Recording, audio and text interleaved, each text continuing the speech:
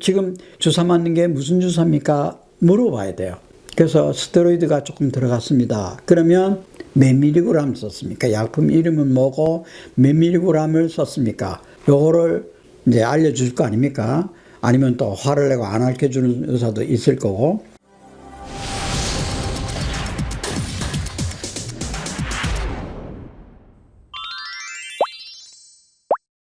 안녕하십니까?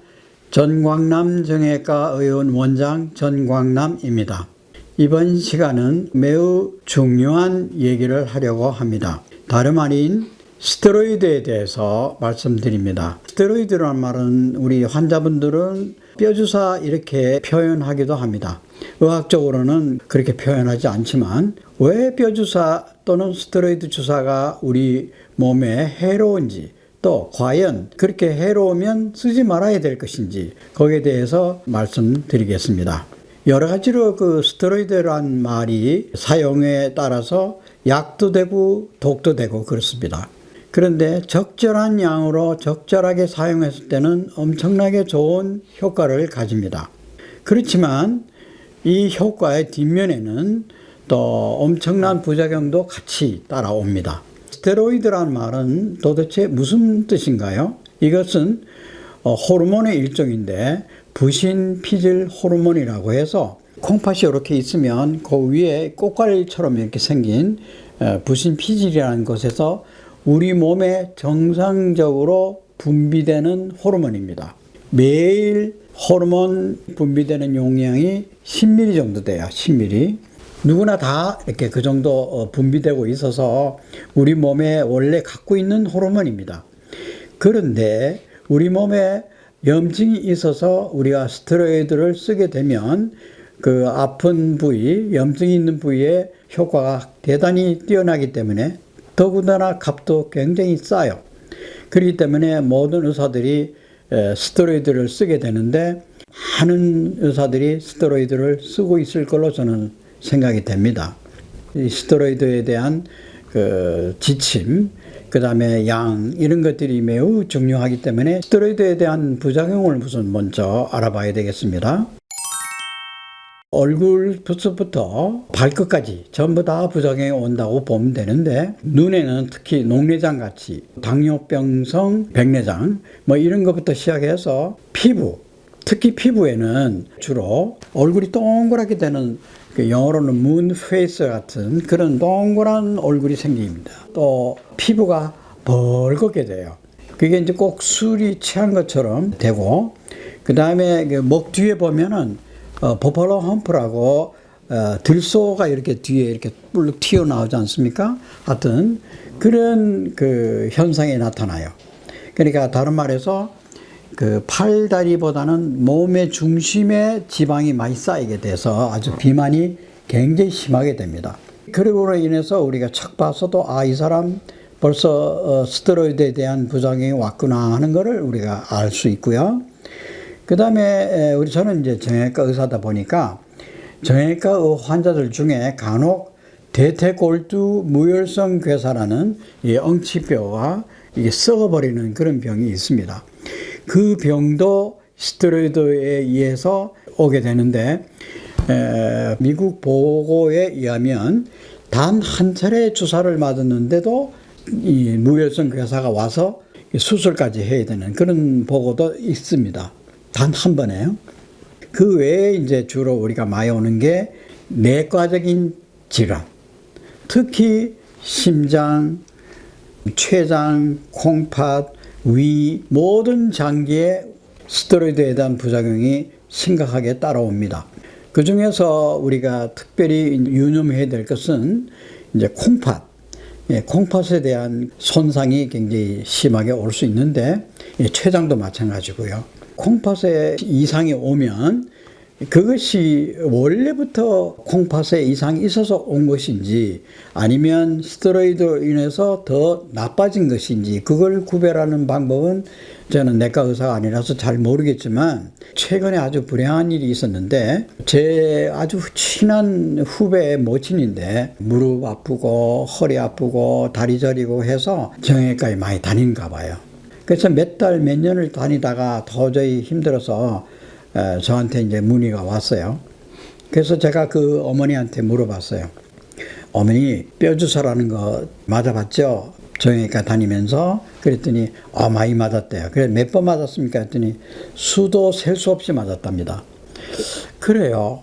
그 걱정이 많이 되는 거예요.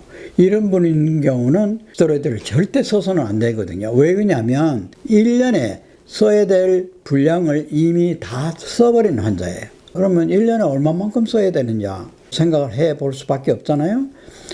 그건 아직 나온 건 없지만 사람에 따라 스테로이드에 대한 받아들이는 이겨내는 힘이 다 다르니까, 콩팥의 기능이라든가 이런 게 다 다르니까 정해진 건 없지만 안전 기준 내에서 제가 말씀드리면 뼈 주사라든가 이제 허리 주사도 있고요. 꽁지뼈 주사라는 게 있는데 그거 한 번 맞을 때 보통 10mm 또는 20mm 이 정도를 맞게 돼요.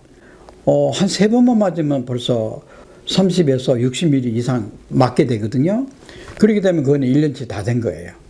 그런데 만약에 그것을 이 병원에서 저 병원에서 막 왔다 갔다 하면서 스테로이드를 맞았다 하면 그거는 엄청난 양을 맞게 되는 거고, 더 중요한 것은 만성 통증으로 인해서 매일 스테로이드를 먹는 약이 또 있어요.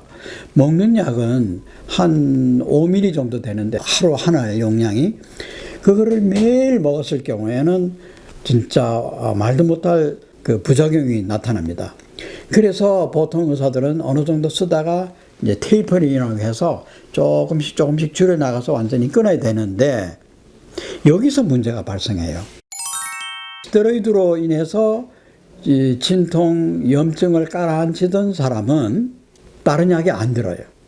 다른 약을 쓰려고 그걸 바꾸려 하면은 아파서 못 견디는 거예요. 그러다 보면은 할 수 없이 또 쓰게 되고 그러다 보면은 용량이 너무 과다하게 되는 겁니다. 그렇게 되면 후배의 모친은 용량을 한참 많이 오버됐어요. 몇 년을 동안 그렇게 주사를 맞고 약도 먹고 했으니까, 그렇게 치료해서 제가 이제 어느 정도 스테로이드를 끊고 여러 가지 치료를 해서 어느 정도 살 만큼 만들어 놨는데, 한 몇 달 후인가 갑자기 입원을 하셨대요. 그런가 보다 했는데 얼마 안 있어서 한 달 이내로 콩팥이 갑자기 나빠져가지고 돌아가셨답니다.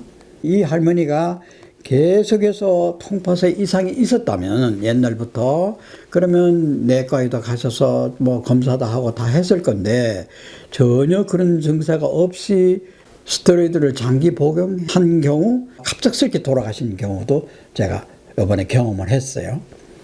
제 생각에는 지금도 스테로이드의 그 합병증으로 인해서 돌아가신 게 아닌가 하는 그런 의심이 아직도 가시지 않고 있어요. 스테로이드에 대해서 우리가 경각심을 일러주기 위해서 제가 이런 말씀을 드리는데, 대책을 세워야 되지 않겠습니까? 그러면 환자분들은 수첩에 딱 이렇게 적어야 돼요. 몇 월 며칠 날 꽁지주사 스테로이드 맞았다. 근데 아마 용기를 내서 의사 선생님한테 물어보기가 좀 힘들지는 몰라도 이건 당연히 알고 있는 게 좋을 것 같아서 제가 말씀을 드리는데, 지금 주사 맞는 게 무슨 주사입니까? 물어봐야 돼요. 그래서 스테로이드가 조금 들어갔습니다. 그러면 몇 미리그램 썼습니까? 약품 이름은 뭐고 몇 미리그램을 썼습니까? 요거를 이제 알려줄 거 아닙니까? 아니면 또 화를 내고 안 알려주는 의사도 있을 거고, 좌우지간 알아서 수첩에 몇 월 며칠 날 얼마를 맞았다, 이렇게 딱 기입을 하셔야 돼요. 그리고 자기가 먹는 약, 그 약도 용도별로 쫙 나오는 게 있어요. 그런 거를 찍어가지고 폰에 저장을 하든가 이렇게 해가지고 자기 스스로 자기 몸에 들어오는 스테로이드의 양을 자기가 알고 있어야 됩니다. 그렇지 않으면 이제 다음에 다른 병원에 갔을 때 그 의사는 이 사람이 이전에 어떤 약을, 어떤 스테로이드를 얼마만큼 맞았는지, 몇 회를 맞았는지 용량을 가늠하기 어려워요. 우리 후배 모친도 모르는 거예요. 많이 맞았다는 것만 알지 몇 미리그램을 맞았다는 건 모르고 있는 거예요. 이렇게 되면 심각한 후유증이 올지도 모릅니다. 아마 오고 있는지도 몰라요. 그러면 이게 환자들도 자기 스스로가 스테로이드에 중독이 됐는지 아니면 합병증이 왔는지 이거를 알아야 됩니다. 그러면 아까 말씀드린 대로 당뇨가 갑자기 심해졌다든가 또 혈압이 안 잡힌다든가 계속 오르고 그 다음에 소변량이 준다든가 위궤양이 심해졌다든가 이거 전부 다 스테로이드를 인해서 악화되는 병들이잖아요. 그것이 악화됐는지 그거를 체크해야 돼요. 심지어 당뇨병이 있는 사람은 체크를 안 하고 당뇨 체크도 안 하고 혈압 체크도 안 하고 주사를 맞았다는 거예요. 제가 아마 기겁을 할 정도죠. 그 이유는 당뇨가 예를 들어서 뭐 200, 300 이 정도 올라가 있는 사람한테 스테로이드 주사 맞으면 400, 500이 그냥 올라가 버려요. 그러면 주사를 맞기 전에 당뇨 검사를 하고 혈압도 재봐야 되지 않습니까? 딱 기록도 하나도 안 하고 그냥 주사만 맞았다는 거예요. 그거는 있어서는 안 됩니다. 만약에 스테로이드 주사를 맞습니다 하는데 당뇨 체크도 안 하고 맞는 사람은 그거는 아니라고 봅니다. 절대로 안 됩니다. 그렇기 때문에 스테로이드를 맞기 전에 반드시 당뇨 체크, 혈압 체크, 기존 질병 이런 걸 다 체크해야 돼. 위궤양이 있는 사람 잘못하면 위 출혈도 오고 어떤 사람은 산부인과 계통으로 조금 안 좋았던 사람은 생리가 끝난 지 오래됐는데도 불구하고 자궁 내에 출혈이 갑자기 확 오는 수가 있어요. 이것도 스테로이드의 부작용입니다. 그러니까 이런 거를 자기 스스로 알고 있어야 되니까 제가 이제 이렇게 간곡하게 말씀을 드리는 거예요.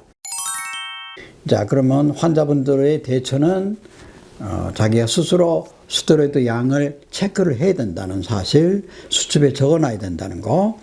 그 다음에 의사로서는 이 약을 대체할 만한 약이 있는지를 꼭 체크해 봐야 돼요. 그래서 제가 고심 끝에 스테로이드 안 써도 되는 약들을 제가 체크를 해봤습니다. 기존 약들 중에서. 그래서 우리가 쓸 수 있는 약 중에서 제일 값싸고 그래도 스테로이드보다는 조금 못하지만 그래도 그런대로 괜찮은 약이 저농도 포도당액입니다. 저농도예요. 그 다음에 두 번째로는 태반 주사가 있어요. 그 다음에 세 번째로는 콜라겐 주사도 있어요. 그것도 염증을 가라앉히는 약이에요. 그 다음에 네 번째로는 이제 통증이 너무 심해서 근육이 뭉쳐서 많이 아픈 사람한테 쓰는 보톡스라는 게 있는데, 보톡스는 이제 얼굴에 주름 없애기 위해서 쓰기도 하지만 외국에서는 스테로이드 대신에 이 보톡스를 많이 써요. 이게 보톡스도 용도가 있는데 하나는 미용학적, 하나는 통증에. 통증에는 우리나라는 거의 안 쓰고 9대1 정도예요. 그러니까 미용의 9, 통증의 1인데 다른 나라는 선진국은 그렇지 않아요. 통증에 더 많은 비율이 들어갑니다. 미용은 좀 덜해지고. 이런 그 약을 써야 되는데 첫 번째 말씀드린 저농도 포도당액은 가장 값쌉니다. 부작용도 전혀 없어요. 단지 스테로이드보다는 조금 떨어져요. 그렇지만 부작용이 제로이기 때문에 우리가 추천할 만한 약입니다. 나머지 약들은 좀 비싸요. 이런 우리가 몸에 좋고 해가 없는 것 중에서 감히 이제 효과는 어느 정도는 그래도 돼야 되지 않습니까? 그런 약들 중에서는 저농도 포도당액이 가장 뛰어난, 그러니까 가성비라든가 효과 면에서 가장 그래도 추천할 만한 약입니다.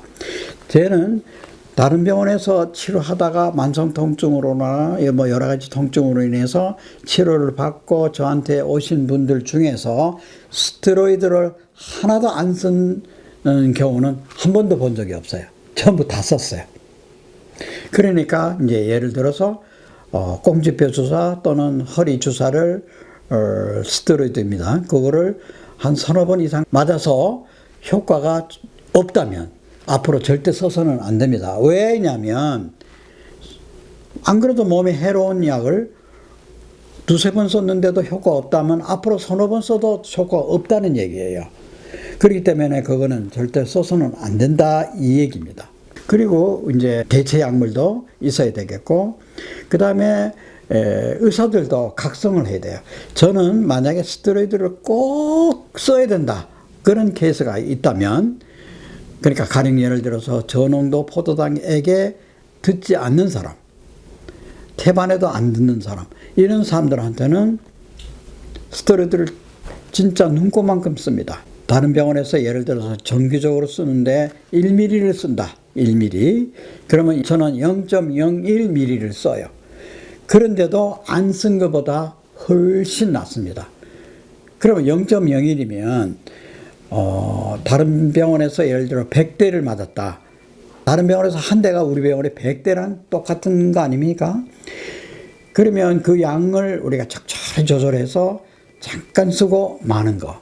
요거는 이제 부작용을 전혀 없게끔 만드는 수준에서 쓰는데, 이미 다른 병원에서 많이 쓰고 온 환자는 그마저도 저는 안 씁니다. 부작용이 와 있거나 또 올 확률이 또 있기 때문에 그렇습니다. 환자들도 스스로도 자기를 방어해야 되고 체크를 해야 되고, 또 두 번째 의사들도 스테로이드에 대해서 경각심을 갖고 있어야 되고, 세 번째로는 정책적으로 이 마약과 같이 마약 관리하듯이, 지금 마약 관리는 아주 대한민국에서 아주 철저하게 하고 있습니다. 마약은. 그러면 이 마약도 우리가 장부가 다 있어요. 차트에 다 쓰게 돼 있고, 장부에 쓰고 또 따로 기입하고, 그 다음에 하나 쓸 때마다 이제 사인을 하게 되고, 또 이중 잠금 장치도 해놔야 되고, 이렇게 해서 마약 관리를 해서 거기에 어긋나면 처벌을 받아요. 저는 거기까지는 아니더라도 마약 관리에 준해서 이것도 필요하다. 이것은 의사회나 정부 차원에서 해야만 된다고 봅니다. 법적으로 국회의원들이 이 법률을 발의해서 스테로이드에 대한 규제도 엄청 엄격하게 해야만 불행한 사태를 막을 수 있으리라 저는 생각됩니다. 이번 시간에는 이렇게 스테로이드의 무서움과 관리에 대해서 또 대체 약물에 대해서 제가 말씀드렸습니다. 유익한 시간이 되었으면 좋겠습니다. 감사합니다.